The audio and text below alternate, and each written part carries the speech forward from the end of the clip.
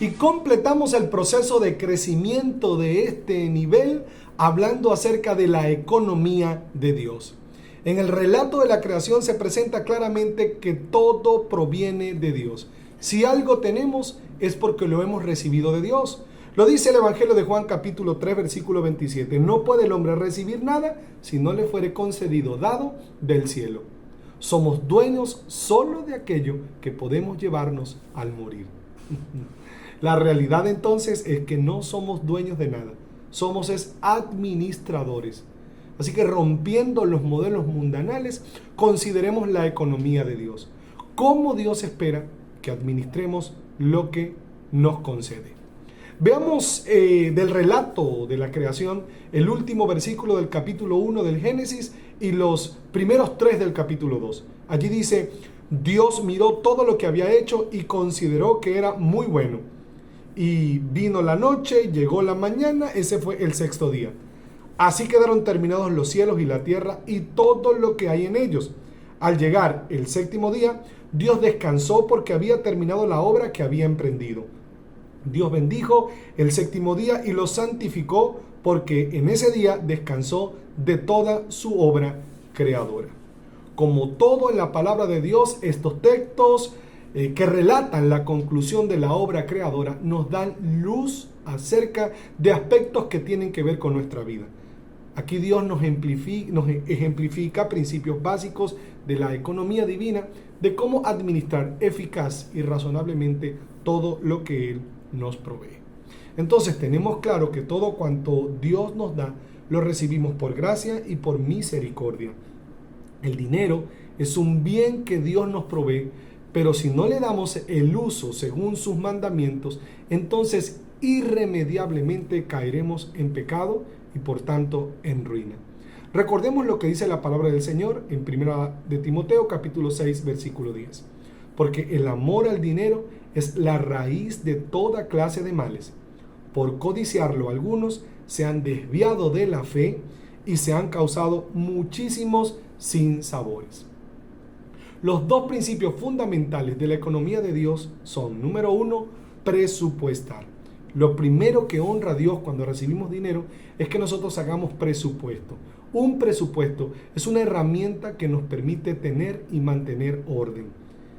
Recuerda que Dios demanda que hagamos todo con orden.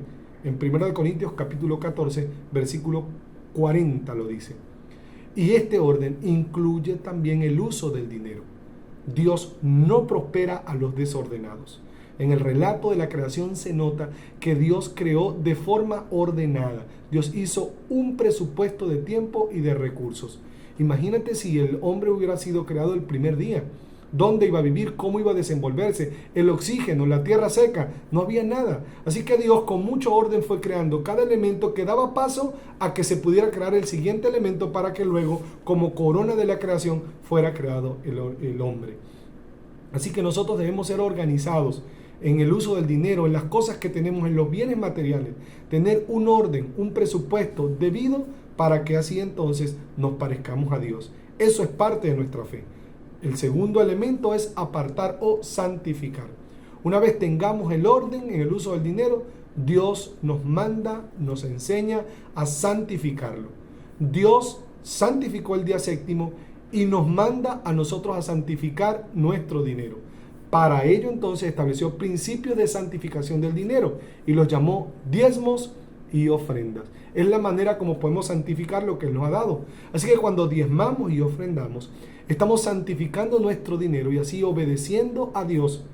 Y eso conllevará a que alejemos la maldición de nuestras finanzas.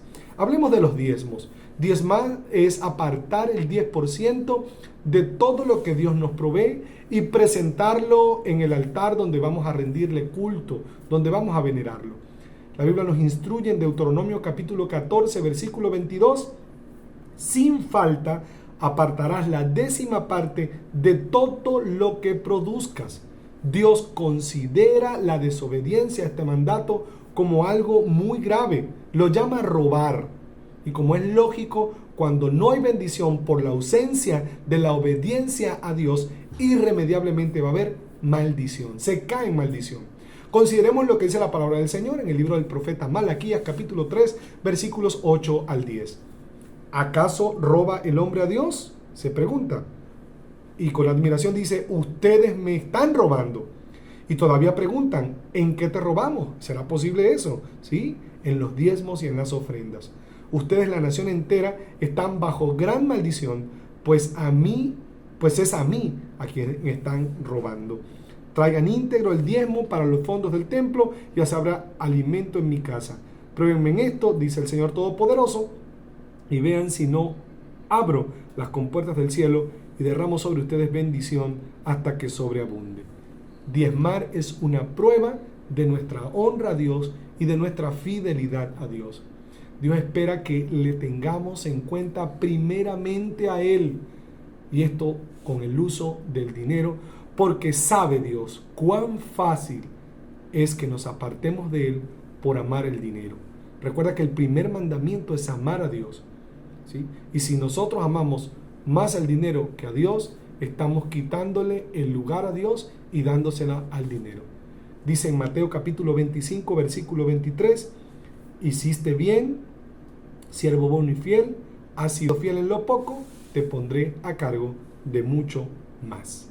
Debemos honrar al Señor y ser fieles en ese poco, en ese 10%, para que santificando así nuestro dinero, Dios pues se sienta agradado y bendecido, que para eso lo hacemos principalmente, y luego entonces envía sobre nosotros bendición. Es su promesa.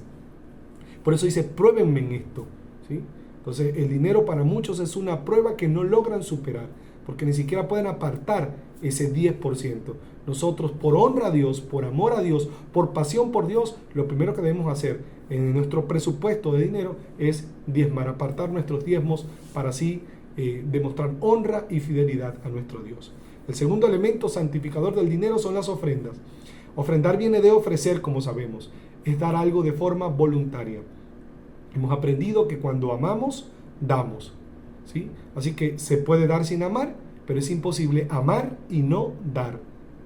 No que Dios necesite algo de nosotros, sino que nosotros necesitamos demostrar que nuestro amor a Dios es más que palabras y deseos, que también son hechos, ¿sí? Así que Dios no te impone ofrendar, pero quienes aman a Dios ofrendarán.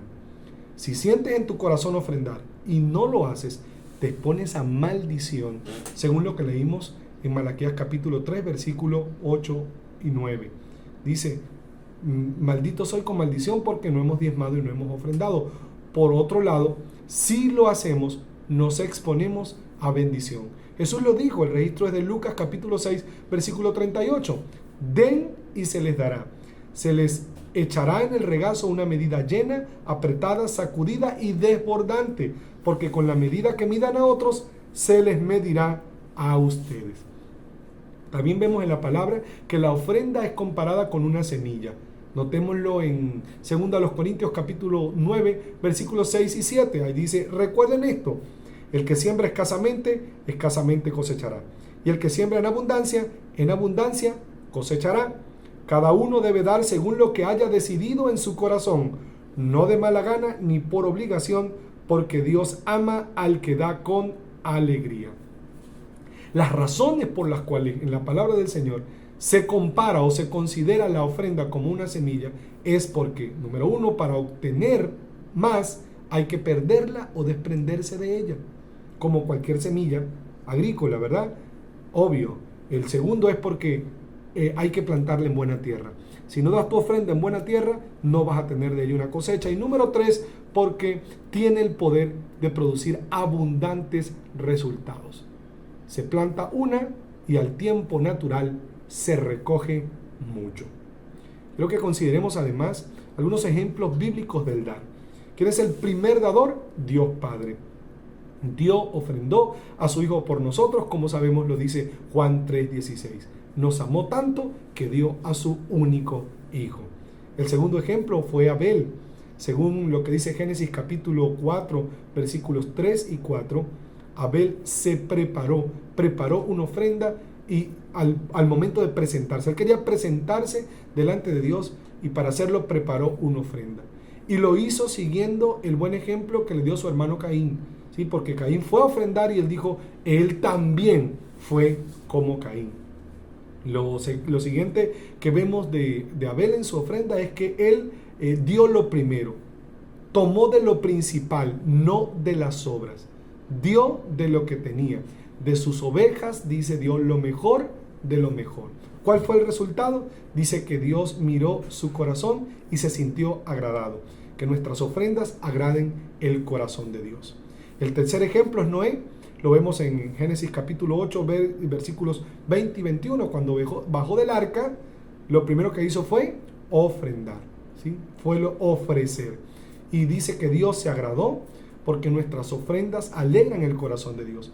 La ofrenda de Noé hizo que Dios decidiera no volver a maldecir, porque las ofrendas traen la bendición de Dios. El cuarto ejemplo es el de Abraham.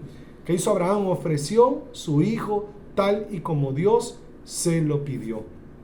Y de esa manera probó que el primer lugar en su corazón le pertenecía solo a Dios. David es el quinto ejemplo. Por su ofrenda se detuvo una maldición que había caído sobre su pueblo. Y dice que cuando él iba a ofrecer, le estaban regalando, pero él no aceptó dar a Dios algo que no le había costado. Voy a mencionar como último ejemplo, un ejemplo del Nuevo Testamento, el de Bernabé y Cornelio. Se destaca que entre las cualidades de un hombre piadoso, como lo fue Cornelio y lo fue Bernabé, estaban también el de ser ofrendadores. Dios ve nuestros diezmos y nuestras ofrendas como un acto de amor, porque estamos demostrando que lo amamos a Él más que al dinero. Como un acto de fe, porque estamos demostrando que ponemos en Él nuestra confianza y no en el dinero. Como un acto de adoración, porque de esa manera lo estamos agradando. Como un acto de obediencia, porque nos estamos alineando a su palabra. Como un acto de alabanza, porque lo estamos levantando, poniéndolo a Él en el primer lugar. Como un acto de gratitud, porque estamos correspondiendo así a su bendición de proveernos. Como un acto de honra, porque lo estamos considerando como nuestro Padre, que merece lo primero, y como un acto de fidelidad, porque estamos alineando nuestro corazón con Él siempre, siempre, siempre haciéndolo a su manera y no a la nuestra. Amado, el deseo de Dios es que seamos prosperados en todas las cosas, y vamos a prosperar en la medida que seamos obedientes en mantener nuestra fe. Mantén tu fe presupuestando tu vida y santificándola, y eso conlleva, como ya sabes, también el dinero. Hazlo para Dios, toca el corazón de Dios, sé ese adorador que Él espera que tú seas. No sigas el parámetro del mundo en cuanto al dinero, sigue el parámetro del cielo, porque tu identidad está en Cristo, no en este mundo. Abre tu corazón, cierra tus ojos, hagamos juntos una oración, conectémonos con Dios. Necesitamos de Él para fortalecernos y manteniéndonos obedeciéndole en todo, incluyendo el tema de nuestro dinero. A tu nombre damos gloria, Señor, y alabanza. A ti te damos el primer lugar.